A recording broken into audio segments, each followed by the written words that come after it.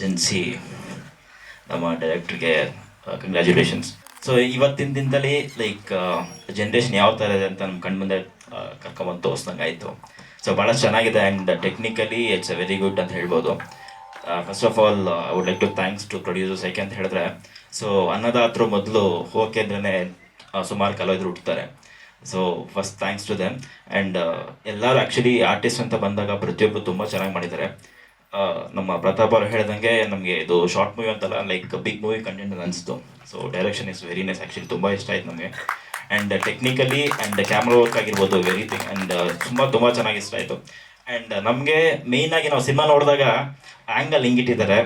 So ಯಾವ ಥರ like camera ಹೆಂಗಿಟ್ಟಿದ್ದಾರೆ ಮತ್ತು ಯಾವ ಥರ ಕಲರಿಂಗ್ ಮಾಡಿದ್ದಾರೆ. ಯಾಕೆಂದರೆ ಇದನ್ನು ನಾವು ನೋಡ್ತಾ ನಮಗೆ ಇದರಲ್ಲಿ ಏನಂತ ಹೇಳಿದ್ರೆ ಸಿನಿಮಾದಲ್ಲಿ ಮುಳುಗೋದಂಗೆ ಆಯಿತು. ಏಕೆಂದರೆ it's because of the direction and acting of all artist ಅಂತ ಹೇಳ್ಬೋದು. ಸೊ ತುಂಬ ಚೆನ್ನಾಗಿ ಮಾಡಿದ್ರು ಎಲ್ಲರೂ.